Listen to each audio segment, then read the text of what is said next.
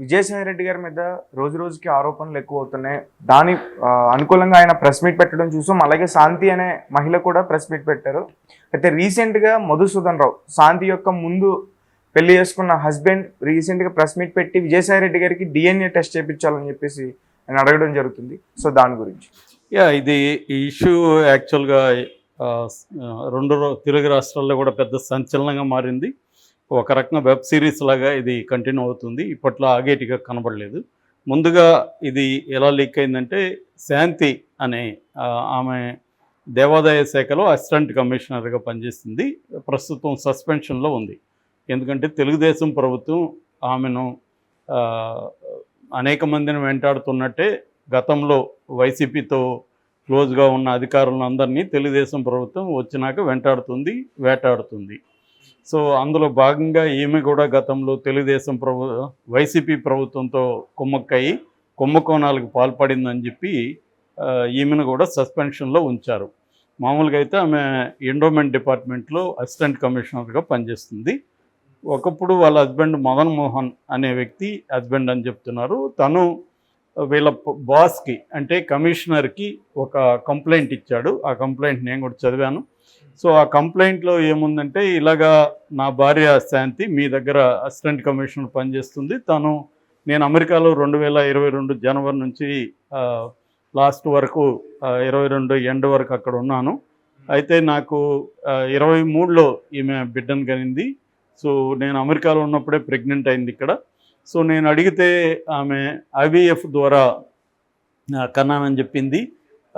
ఇట్లా విజయసాయి రెడ్డితో కన్నానని ఒకసారి సుభాష్ రెడ్డి పేరుతో చెప్పింది.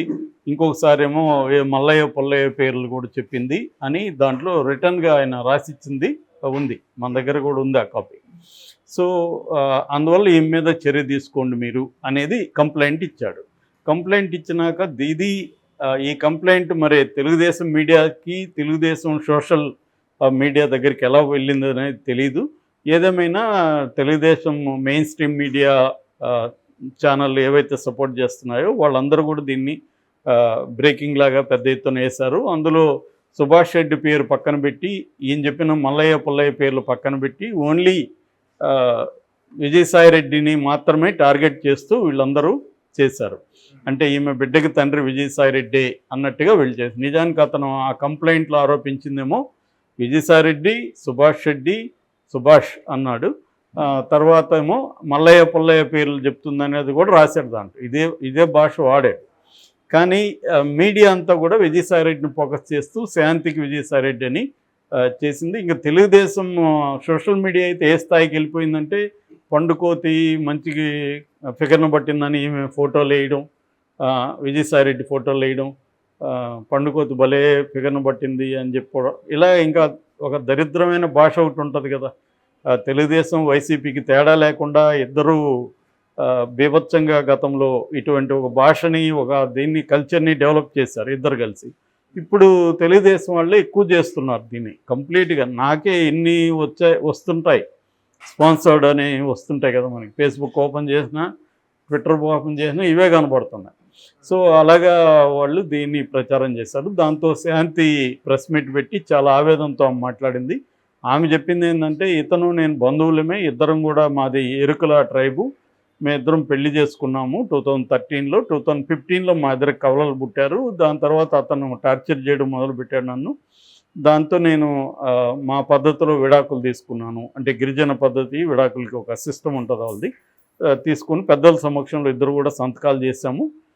అట్లా విడిపోయినాము. విడిపోయినాక నాకు అంతకుముందే సుభాష్ అనే ఒక అడ్వకేట్తో పరిచయం ఉంది. ఎందుకంటే నా ఆఫీసులో నా పై అధికారి ఒక ఆయన నన్ను వేధిస్తుంటే నేను అప్పుడు ఈ లాయర్ దగ్గరికి వెళ్ళాను. ఈయన నాకు చాలా హెల్ప్ చేశాడు. అలాగ పరిచయం అయింది. సో నా భర్త మదన్ మోహన్తో విడాకులు తీసుకున్నాక నేను సుభాష్ని పెళ్లి చేసుకున్నాను. సుభాష్తో నేను ఒక బిడ్డను కన్నాను. సో విజయసాయి రెడ్డి నాకు ఇక్కడ అధికారికంగా మాత్రమే 2 సార్లు కలిశాను. ఆయన తండ్రి లాంటి వాడు. ఆయనకు 68 వయసు, నాకు 35.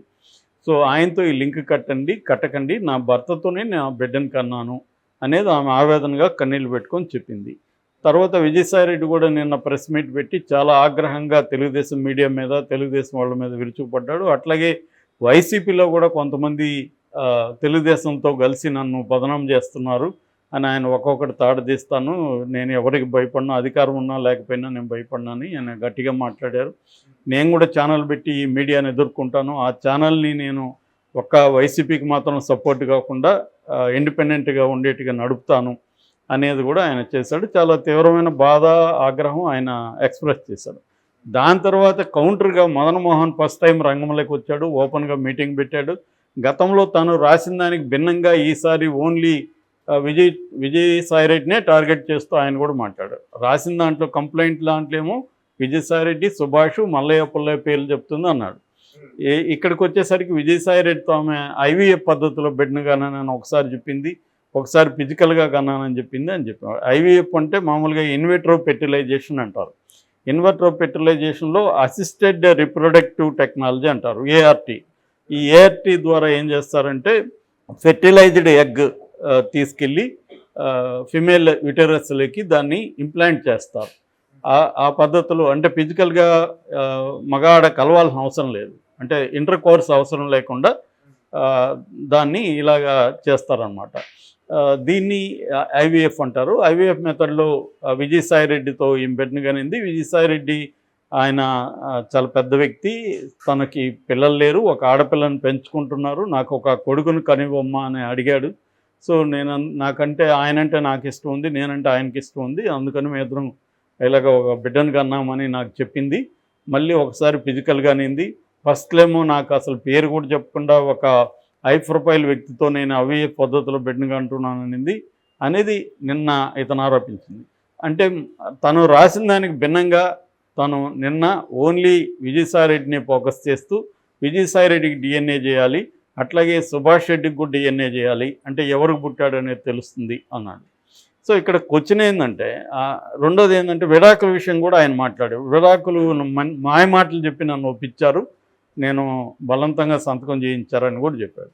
ఇది విచిత్రంగా ఉంది, ఎందుకంటే ఎవరో చిన్నపిల్లలు ఎవరో మాయ మాటలు చెప్పి నన్ను ఒప్పించారంటే అర్థం ఉంది. మదన్ మోహన్ ఇతను అమెరికాలో వెళ్ళాడు, పిహెచ్డీని ఏదో చేశాడు అక్కడ, ఇతను మాయ మాటలకు లొంగి సంతకం పెట్టాడా? ఎప్పుడు పెట్టాడు? 2016లో. 2010 ఇవాళంతా 2024, 8 ఏళ్ల తర్వాత ఇప్పుడు వచ్చి నా భార్య వేరే వాళ్ళతో పెట్టిన కానిందంటే ఏమన్నా అర్థం పర్థం ఉందా? అంటే అతను విడిపోయి మనకి తెలిసి 8 ఏళ్ళు అవుతుంది. 8 ఏళ్ళ హస్బెండ్ లేనప్పుడు వాడికి ఏం సంబంధం అసలు? నిజానికి ఆమె అతని మీద క్రిమినల్ కేసు పెట్టాలి, అతను అరెస్ట్ చేయాలి, ఎందుకంటే ఆమె పరువు తీస్తున్నాడు అతను. అంటే కొత్తగా వచ్చిన గవర్నమెంట్ అదే చెప్తా, ఇది ఏంటంటే క్లియర్గా ఇది తెలుగుదేశం ప్రభుత్వమే అతన్ని బయటికి తీసుకొచ్చి దీన్ని చేస్తుంది అనేది క్లియర్గా ఉంది. దీనికి అందుకని ఎందుకంటే విపరీతంగా ఇప్పుడు వాళ్ళ సమస్య అనుకో, ఫర్ ఎగ్జాంపుల్ మదన మోహన్, శాంతి, విజయసాయిరెడ్డి, ఈ ముగ్గురు ట్రయాంగిల్ వాళ్ళ సమస్య అయితే దీన్ని తెలుగుదేశం ఎందుకు ఇంత పెద్ద ఎత్తున తీసుకెళ్తుంది? విపరీతంగా నేనే ఒక 20-30 పోస్టులు చూశాను తెలుగుదేశం, విజయసాయిరెడ్డిని ఆమెని చేర్చి. సో ఇంత నీచంగా ఎందుకు తెలుగుదేశం బిహేవ్ చేస్తుంది? దీన్ని ఎవరు పవన్ కళ్యాణ్ మాట్లాడితే ఆడకూతుర్ల మీద నీతులు చెప్తాడు, అతను ఇప్పటివరకేం దీని మీద స్పందించలేదు. చంద్రబాబు నేను విజనరీ, నాకు డెవలప్మెంట్ తప్ప ఏమీ పట్టదని అతను మాట్లాడుతుంటాడు, అతను దీన్ని ఇప్పటివరకు ఖండించలేదు. సో ఇంకా తెలుగుదేశాన్ని సపోర్ట్ చేస్తూ గతంలో వైసీపీ అరాచకాలని నోరు నొప్పు పుట్టేట్టుగా వాగిన మేధావులు కూడా మాట్లాడట్లేదు. ఇది క్లియర్గా ఏంటంటే విజయసాయిరెడ్డిని బదనాం చేయడం తప్ప వేరే ఇదేం లేదు. ఎవడో ఒక గొట్టంగాడ సంబంధం లేనివాడు వచ్చి ఒక స్త్రీకి బిడ్డ పుడితే ఆ బిడ్డ ఎవరు పుట్టారు డిఎన్ఏ చేయమని అడిగే హక్కు ఇతనికి ఏముంది అసలు? రెండోది మాయ మాటలు చెప్పి సంతకం చేయించారంటారు. అంటే విడాకులు తీసుకున్నాక ఇప్పుడు వచ్చి మాయ మాటలు చెప్పి నా భార్య అంటే, నీ భార్య ఎందుకు అయింది? నువ్వు సంతకం పెట్టావు కదా, ఎలా పెట్టావు అనేది పక్కన పెట్టు.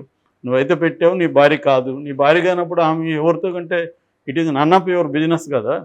సో ఇదేంటంటే ఇదంతా రాజకీయ వికృత క్రీడ, తెలుగుదేశం ఆడుతున్న రాజకీయ వికృత క్రీడ తప్ప ఇంకా వేరేదేం లేదు దీంట్లో.